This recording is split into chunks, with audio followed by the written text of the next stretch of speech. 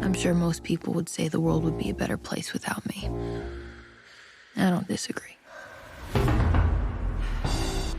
I wish I could say I didn't mean any of it. I thought it. Did you become like a good person? I felt it. You made it sound like an emergency. I said it. They weren't boyfriend and girlfriend! Oh, she needs an exorcism. Don't worry, I'm not here to apologize. I think I actually want to murder her. What about Nate? I have a few ideas.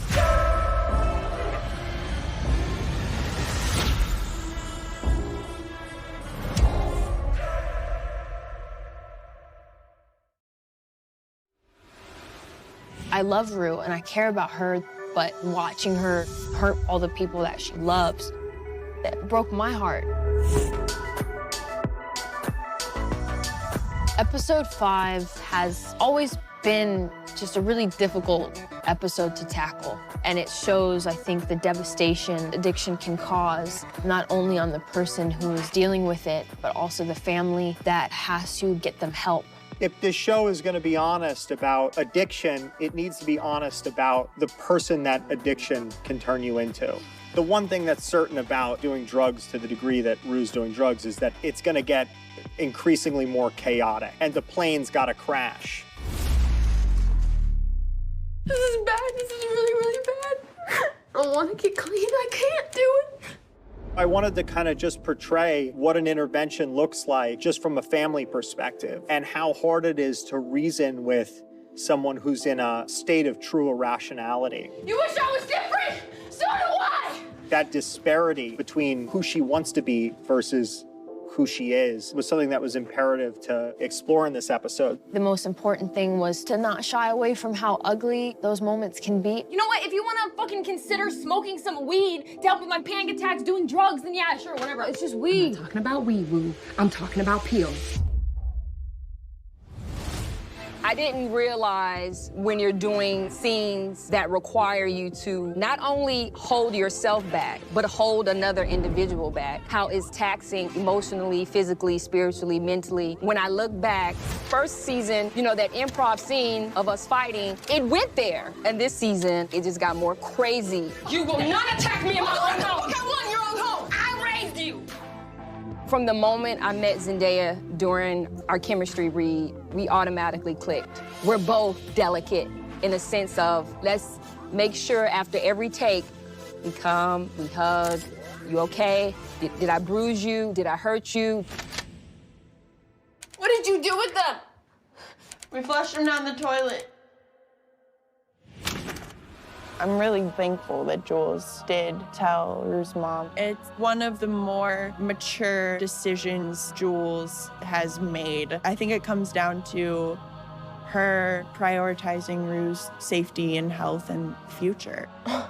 You know how you ever get so embarrassed, your face is literally like on fire, and in that moment, Zendaya nailed it. I could see her whole face just crack. You know, I have a lot of regrets, but I gotta tell you, Jules, meeting you has got to be at the top of my list. At that point, someone who is in deep pain has no healthy way to communicate that to anybody. Jules doesn't have a lot of people, and Rue's always been there, and potentially losing her as a person in her life is not up for debate. It's got to be one of the most painful, difficult sort of experiences, feeling like you're helpless to save someone that, you know, you love more than anything. Why would you say anything? I love you, and I want to help you.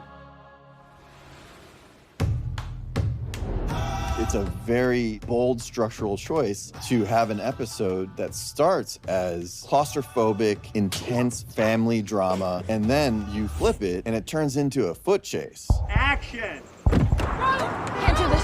I'm sorry, Mom, I can't. I can't do this.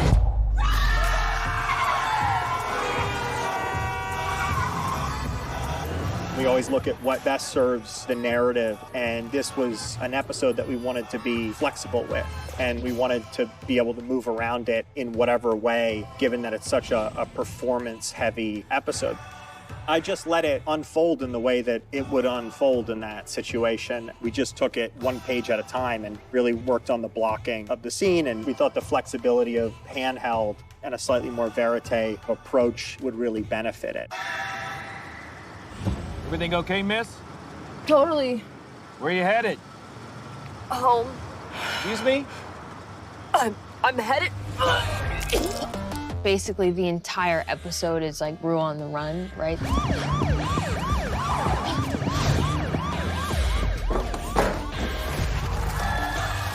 Z does such a wonderful job at modulating the peaks and valleys of emotion without it ever feeling like it's manufactured, and what moments should be high, what should be low, without it feeling like it's reaching a crescendo too early. It still has this honest flow of anxiety and helplessness.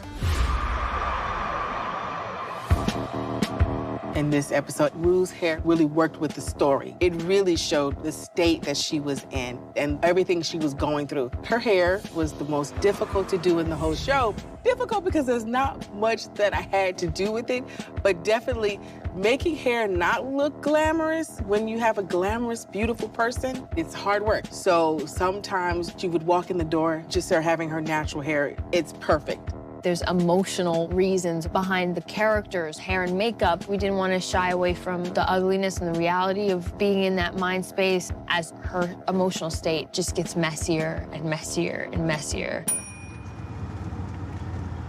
Gia, can you pay attention and help me find your sister? We're going through dark times in this season, so all the glimmer of hope or the little giggles or laughs that we can have, I think is very important.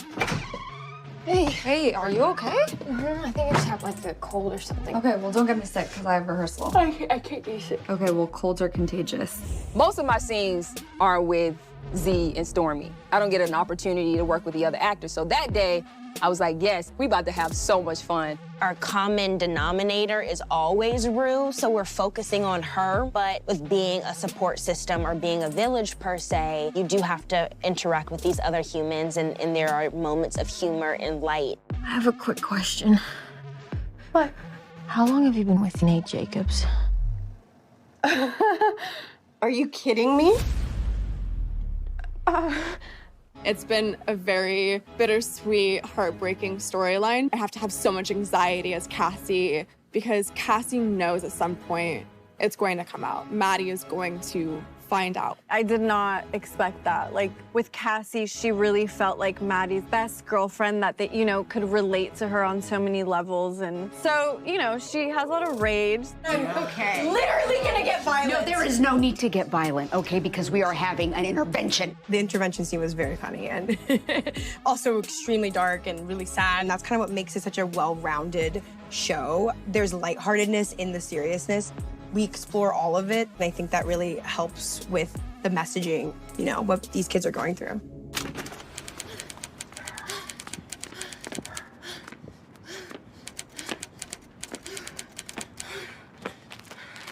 Some scripts are very visual. A practical lighting cue or details like this sometimes are written in the script. So we do a lot of over-stylized lighting that follows a certain emotional realism. I'm looking at a lot of contemporary photography. It's definitely a guidance for me. Like, for example, Nan Golding, the photographer, her work was a big inspiration in terms of color palette or just the way she approaches her subjects. We were shooting that episode for about a month, and just to see Z continue to build upon the rage and the anger and the withdrawal that follows and consistently push it narratively forward, I think was one of the more impressive things that I've witnessed her do. I think the spirit of the Euphoria is always empathy, is always to see people from their own eyes and try to feel what it's like to exist in somebody else's head. There's obviously parallels that I have in my own life to Rue, so it wasn't hard to imagine how that situation would unfold. There's a mother sitting there at a kitchen table having spent the whole night looking for her daughter. That's ultimately, I think, something we forget about addiction is the impact that it has on families. As a parent, I can't imagine being on the other end of something like that. And so I think just ending on Leslie and the relief of knowing that Rue has come home, allow for the empathy of the episode to be reconfigured at the end.